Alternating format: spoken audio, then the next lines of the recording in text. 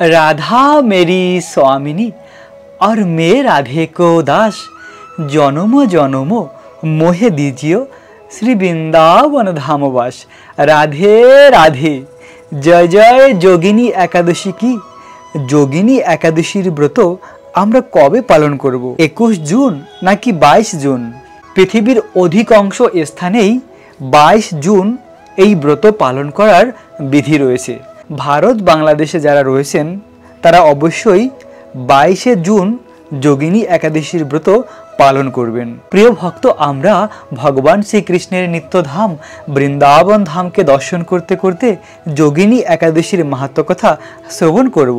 22 June যোগিনী একাদশীর ব্রত পালন করবেন ওই সকল স্থানের নাম হলো Bharat, Bangladesh, Nepal, Bhutan, Singapore, Malaysia, Japan, দক্ষিণ কোরিয়া, চীন সহ এশিয়ার সকল দেশেই 22 জুন একাদশীর ব্রত পালন করার বিধি রয়েছে। এবং দুবাই, আরব আমিরাত, বাহরাইন, কাতার, কুয়েত, সৌদি আরব এই সকল স্থানেও 22 জুন ব্রত পালন করার বিধি।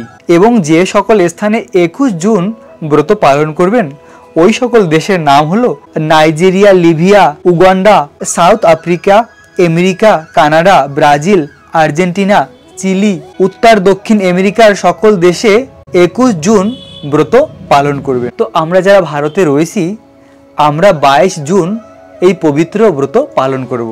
এবং তাছাড়াও এশিয়ার সকল স্থানে 22 জুন এই ব্রত পালন করার বিধি রয়েছে। যোগিনী একাদশীর অপার মহিমা কথা রয়েছে। এখন আমরা ব্রহ্ম বৈবর্তন পুরাণ থেকে যোগিনী একাদশীর মাহাত্ম্য কথা শ্রবণ করব। ব্রহ্ম বৈবর্তন পুরাণে আষাঢ় মাসের কৃষ্ণ পক্ষের একাদশীর মাহাত্ম্য যুধিষ্ঠির শ্রীকৃষ্ণের সংবাদ রূপে বর্ণিত আছে। যুধিষ্ঠির মহারাজ বললেন, হে বাসুদেব, আষাঢ় মাসের কৃষ্ণপক্ষীয় একাদশীর মাহাত্ম্য কৃপা করে আমার কাছে বলুন। ভগবান শ্রীকৃষ্ণ বললেন, হে মহারাজ, সকল পাপ বিনাশিনী ও মুক্তি প্রদায়িনী এই উত্তম ব্রতের কথা বলছি, আপনি শ্রবণ করুন। আষাঢ় মাসের কৃষ্ণপক্ষীয় একাদশী যোগিনী নামে খ্যাত। মহাপাপ বিনাশকারী এই তিথি ভবসাগরের পতিত মানুষের জন্য উদ্ধার লাভের একমাত্র নৌকা স্বরূপ। ব্রত পালনকারীদের পক্ষে এটি সর্বশ্রেষ্ঠ ব্রত বলে প্রসিদ্ধ। এই প্রসঙ্গে আপনাকে একটি পবিত্র পৌরাণিক কাহিনী বলছি। অলকা নগরে শিব ভক্ত পরায়ণ কুবির নামে এক রাজা ছিলেন। তিনি প্রত্যহ শিব পূজা করতেন। তার হেমামালী নামে একজন মালী ছিল। প্রতিদিন শিব পূজার জন্য মানস সরোবর থেকে সে ফুল তুলে যক্ষরাজ কুবিরকে দিত। বিশালাক্ষী নামে হেমামালীর একজন পরমা রূপবতী পত্নী ছিল। সে তার সুন্দরী পত্নীর প্রতি অত্যন্ত আসক্ত ছিল। একদিন সে তার স্ত্রীর প্রতি কামাসক্ত হয়ে পড়ল। রাজভবনে যাওয়ার কথা ভুলে গেল। বেলা 2 প্রহর অতীত হলো। অর্চনের সময় চলে যাচ্ছে দেখে রাজা ক্রোধান্বিত হয়ে মালির বিলম্বের কারণ অনুসন্ধানের জন্য একজন দূত প্রেরণ করলেন। দূত এসে রাজাকে বললেন, সে গৃহে স্ত্রীর সঙ্গে আনন্দে মত্ত হয়ে আছে। দূতের কথা শুনে কুবির অত্যন্ত রেগে তখনই মালিকে তার সামনে এসে হাজির হতে আদেশ দিলেন। এদিকে মালি কুবিরের পূজার সময় অতিবাহিত হয়েছে বুঝতে পেরে অত্যন্ত ভয় পেল। তাই তিনি স্নান না করেই সে রাজার সামনে উপস্থিত হলো। তাকে দেখা মাত্র রাজা ক্রোধান্বিত হয়ে চোখ রাঙিয়ে বলতে লাগলো, হে রে পাপিষ্ঠ দুরাচারী, তুই দেব পূজার পুষ্প আনতে অবজ্ঞা করেছিস, তাই আমি তোকে অভিশাপ দিচ্ছি।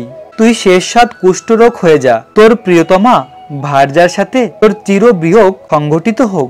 হেরে নিস, তুই এখনই এই স্থান থেকে ভ্রষ্ট হয়ে অধোগতি লাভ কর। কুবিরের এই অভিশাপে হেমামালী পত্নীর সাথে স্বর্গভ্রষ্ট হয়ে দীর্ঘকাল যাবৎ কুষ্ঠরোগ ভোগ করতে লাগলো। রোগের যন্ত্রণায় দিন অথবা রাত্রে কখনোই সে সুখ পেত না।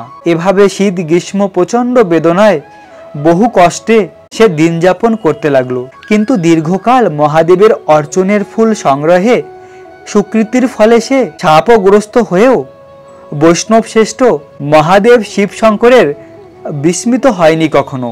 একদিন হেমামালী ভ্রমণ করতে করতে হিমালয়ে মার্কেন্ডীয় ঋষির আশ্রমে উপস্থিত হলো। কুষ্ঠ রোগে পীড়িত পত্নী সহ হেমামালিকে দর্শন করে মার্কেন্ডীয় তাকে জিজ্ঞাসা করলেন, তুমি কার অভিশাপে এইরকম নিন্দনীয় কুষ্ঠরোগগ্রস্ত হয়েছ? সে উত্তর দিল, হে মুনিবর, রাজা ধনকুবেরের আমি ভৃত্য ছিলাম। আমার নাম হেমামালি। আমি প্রত্যহ মানস সরোবর থেকে ফুল তুলে শিব পূজার জন্য রাজাকে দিতাম, কিন্তু দুর্ভাগ্যক্রমে একদিন স্ত্রীর মনোরঞ্জন হেতু কামাসক্ত হয় সেই ফুল দিতে বিলম্ব হয়। রাজার অভিশাপে এইরকম দুর্দশাগ্রস্ত হয়েছি। পর উপকারেই সাধুগণের স্বাভাবিক কর্ম। হে ঋষিশ্রেষ্ঠ, আমি অত্যন্ত অপরাধী, কৃপা করে আমার প্রতি প্রসন্ন হন। তখন দয়াদ্র চিত্ত মার্কেন্ডীয় মুনি বললেন, হে মালি, তোমার মঙ্গলের জন্য শুভ ফল প্রদানকারী এক ব্রতের উপদেশ করছি। তুমি আষাঢ় মাসের কৃষ্ণপক্ষের যোগিনী নামে একাদশীর ব্রত পালন করো। এই ব্রতের পুণ্যের প্রভাবে তুমি অবশ্যই কুষ্ঠব্যাধি থেকে মুক্ত হবে। শ্রীকৃষ্ণ বললেন। ঋষির উপদেশ শ্রবণ করে হেমামালি তাকে প্রণাম জানালো। পরে অত্যন্ত আনন্দে ঋষির আদেশ মতন নিষ্ঠার সঙ্গে যোগিনী একাদশীর ব্রত পালন করলো। এইভাবে হেমামালি সমস্ত রোগ থেকে মুক্ত হলো ও পত্নী সহ সুখে দিন যাপন করতে লাগলো। হে মহারাজ যুধিষ্ঠির, আমি আপনার কাছে এই ব্রত উপবাসের মহিমা কীর্তন করলাম। এই ব্রত পালন করলে ৮৮,০০০ ব্রাহ্মণদেরকে ভোজন করানোর ফল প্রাপ্ত হওয়া যায়। যে ব্যক্তি এই মহাপাপ বিনাশকারী ও পুণ্য ফল প্রদায়িনী যোগিনী একাদশীর কথা পাঠ বা শ্রবণ করবেন, সে অচিরেই সর্ব পাপ মুক্ত হবেন। এই মহাফল প্রদায়িনী যোগিনী একাদশীর ব্রত আমাদের সকলেরই পালন করা উচিত। অপার মহিমা রয়েছে যোগিনী একাদশীর। প্রিয় ভক্ত, প্রতিটি একাদশী ভগবানের খুব প্রিয়, কেননা একাদশীর ব্রত ভগবান নিজেই সৃষ্টি করেছে আমাদের কল্যাণের জন্য। ভগবান পরম করুণাময়ী। ভগবান সমস্ত রকমের ব্যবস্থা আমাদেরকে দিয়েছে এই ভব সমুদ্র থেকে মুক্তি লাভ করে ভগবানের কাছে ফিরে যাওয়ার জন্য। তাই তো আমরা দেখতে পাই এই যোগিনী একাদশীর ব্রত পালন করলে অনায়াসে ৮৮,০০০ ব্রাহ্মণদেরকে ভোজন করানোর ফল প্রাপ্ত হওয়া যায়। আর তাছাড়াও একাদশীর ব্রত পালন করার মাধ্যমে আমরা ভগবানের অনন্য প্রেম ভক্তি লাভ করতে পারি। তাই তো বলা হয়, মাধব তিথি ভকতির জননী যতনে পালন করি। এই মাধব তিথি হলো ভক্তির জননী। অনন্য রাধাকৃষ্ণের ব্রজের প্রেম লাভ করা যায় একাদশীর ব্রত পালন করার মাধ্যমে, কৃষ্ণ নাম জপ করার মাধ্যমে। এই কলিযুগের যুগ ধর্ম হলো ভগবানের নাম জপ করা। ভগবান শ্রীকৃষ্ণের দিব্য নাম হলো হরে কৃষ্ণ মহামন্ত্র, যে মন্ত্র হলো এই কলিযুগের যুগ ধর্ম, যে মন্ত্র জপ করার মাধ্যমে আমরা ব্রজের প্রেম লাভ করতে পারি। সেই মন্ত্র হলো হরে কৃষ্ণ কৃষ্ণ কৃষ্ণ হরে হরে, হরে রাম রাম রাম হরে হরে। প্রিয় ভক্ত, এই মহামন্ত্র জপ করুন আর জীবনের সমস্ত দুঃখ থেকে মুক্তি লাভ করুন। এখন আমরা যোগিনী একাদশীর পালনের সময়সীমা জেনে নেব। একাদশীর ব্রত পালন করার পরের দিন অবশ্যই পালন করে ব্রতকে সম্পূর্ণ করতে হয়। পশ্চিমবঙ্গের ভক্তরা একাদশীর পরের দিন পালন করবেন সকাল ৪টা ৫৩ থেকে ৯টা ২০-র মধ্যে। বাংলাদেশের ভক্তরা একাদশীর পালন করবেন সকাল ৫টা ১৮ থেকে ৯টা ৩৭-এর মধ্যে। দিল্লির ভক্তরা একাদশীর পালন করবেন সকাল ৫টা ২৪ থেকে ১০টা ২৩-এর মধ্যে। বৃন্দাবনের ভক্তরা একাদশীর পালন করবেন সকাল ৫টা ২৪ থেকে ১০টা ২-এর মধ্যে। উত্তরপ্রদেশের ভক্তরা একাদশীর পালন করবেন সকাল ৫টা ১৩ থেকে ৯টা ৫০-এর মধ্যে। মুম্বাই মহারাষ্ট্রের ভক্তরা একাদশীর পালন করবেন সকাল ৬টা ২ থেকে 10টা ২৭-এর মধ্যে। পুনে মহারাষ্ট্রের ভক্তরা একাদশীর পালন করবেন সকাল ৬টা থেকে 10টা ২৪-এর মধ্যে। নাগপুর মহারাষ্ট্রের ভক্তরা একাদশীর পালন করবেন সকাল ৫টা ২৩ থেকে 10টা ১-এর মধ্যে। চেন্নাই তামিলনাড়ুর ভক্তরা একাদশীর পালন করবেন সকাল ৫টা ৪৪ থেকে 10টা ২-এর মধ্যে। ভুবনেশ্বর উড়িষ্যার ভক্তরা একাদশীর পালন করবেন সকাল ৫টা ৮ থেকে ৯টা ৩৫-এর মধ্যে। ঝাড়খণ্ডের ভক্তরা একাদশীর পালন করবেন সকাল ৫টা ২ থেকে ৯টা ৩৪-এর মধ্যে। বিহারের ভক্তরা একাদশীর পালন করবেন সকাল ৪টা ৫৬ থেকে ৯টা ৩১-এর মধ্যে।